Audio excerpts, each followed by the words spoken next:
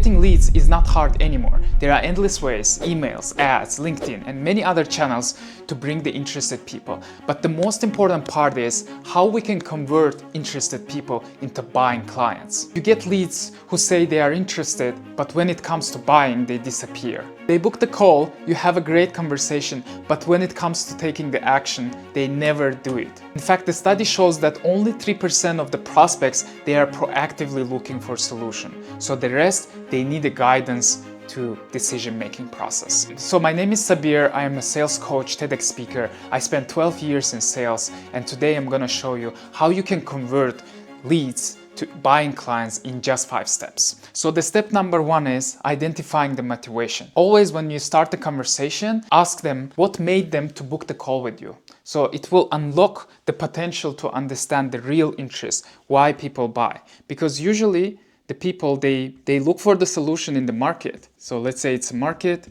they look for the solution, they have some pains, and they're going to the market and to look what is the solution that solves their problem. And why it works? Because in fact, the sellers who are identifying the buying motivation of the prospects, they are 35% more successful in closing part. So next time when you start the conversation, try to ask this question. Now, step number 2, shifting their focus from cost to ROI. So let's say you are buying the solution, which is usually 10K. 10K is gonna solve your problem, and what's gonna bring it to you? Let's say you buy the sales coaching, which will bring you eventually 500,000. This is your ROI. So if we focus on ROI, this 10K looks like a good investment. But in fact, if we just remove this 500K from here and look at 10K, 10K alone looks very expensive. So that's why next time when you have a call, when you have a conversation, think that they will already think about these points as well, because everyone is always evaluating what I'm paying for and what is the ROI for that. So always focus on ROI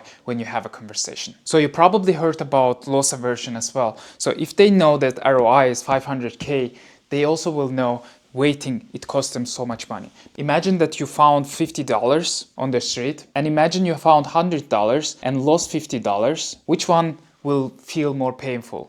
This one will feel more painful because we are loss averse. We don't like losing something. And that's when you bring the conversation about the ROI and what is costing them to wait. This will push them to take the action. So the point number 3 is make them feel that they decided about it, because we don't like to be sold to.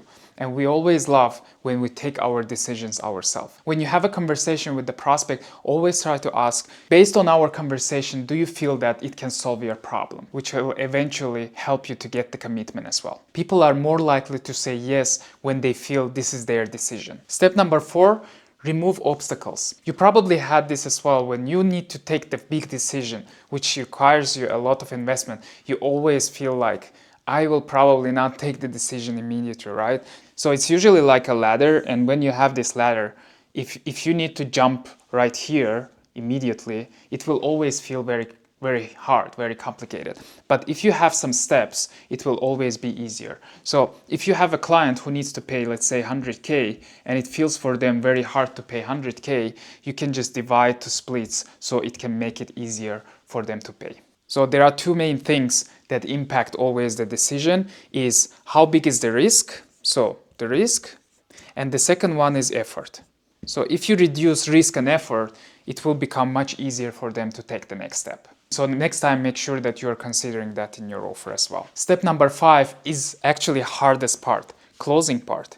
It's very hard for people, because sometimes you just need to take the commitment and say, do you want to start? So just saying that is sometimes really hard. Some sellers in this stage, they ask, let me know what you think about it.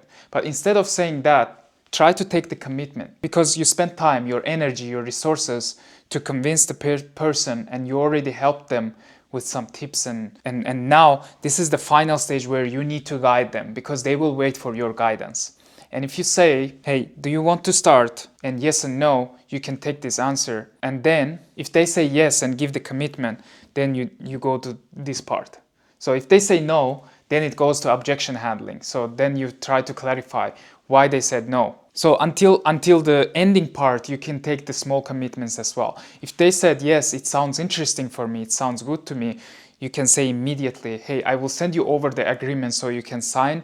you can review and sign, so we can start the next week. And this is really, really helpful for me, especially in sales process, because I am starting to plan their next step. Let's say today we met with them, we had the conversation, and I'm already planning the next step, which is the meeting onboarding call, and then I'm giving them the next plan so they can also imagine what's going to happen the next 3 or 6 months, which is motivating them to take the next action and gives them clarity what's going to happen. So if we just remove this part, we just say, hey, just review the document and let me know. They will not have the clarity what's going to happen next, and they will just maybe be afraid of taking the next step, or they will think what's going to happen after that I'm paying for. So that's why make sure that you plan these steps also in advance. Thank you very much. Subscribe to my channel not to miss the next videos. Bye.